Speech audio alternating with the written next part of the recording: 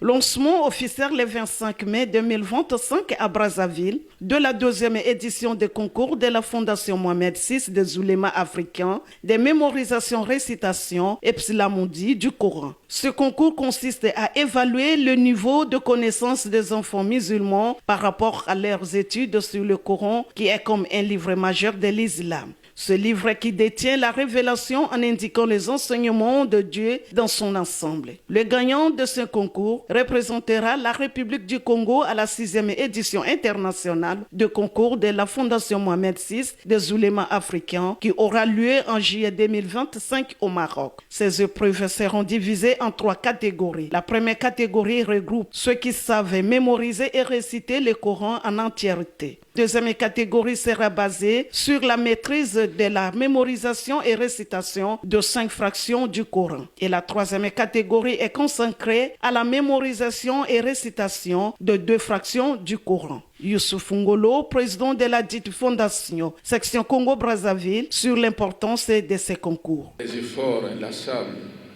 d'un grand homme d'État, Sa Majesté le roi Mohamed VI, commandeur de croyants, qu'Allah le préserve et l'assiste, qui à travers son ministère des Abous des affaires religieuses et cette fondation,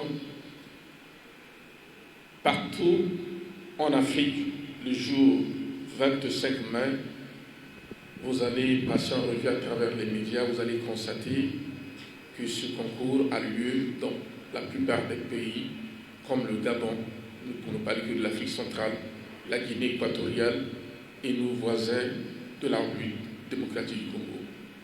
Il s'agit des efforts des frères qui réfléchissent comment pérenniser cette action, comment garder les enfants avec le livre d'Allah. Non seulement mémoriser, mais également avoir une vraie compréhension et la pratique de cette noble religion. Sali Okoba, président de membres du jury, a expliqué les critères de participation à ce concours avant de donner l'importance de la mémorisation et de récitation du Coran. Nous sommes basés d'abord sur la mémorisation. Un enfant qui a bien mémorisé ne doit pas faire 2 ou 3 fautes sur une seule page. Deuxièmement, nous avons les règles de la lecture du Coran. Donc, si l'enfant n'arrive pas à bien respecter ces règles, nous allons, en nous prenant des fautes, à la fin, nous allons regarder celui qui a plus la mémorisation qui est forte et celui qui a bien respecté les règles.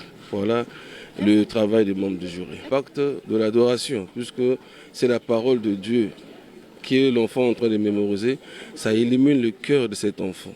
Deuxièmement, l'impact intellectuel. Plus que l'enfant mémorise, plus il fait quoi? Il travaille son intellect. Facilement, il peut mémoriser n'importe quel livre. Si on arrive déjà à mémoriser un livre qui est en arabe, parfois l'enfant ne maîtrise pas la langue arabe. Mais il arrive à le mémoriser. Ça, c'est un grand miracle de Dieu. Alors, quand il va maintenant mémoriser les leçons qu'il étudie en classe, en tout cas, voilà pourquoi nos enfants sont les enfants les plus perfectionnés dans la mémorisation.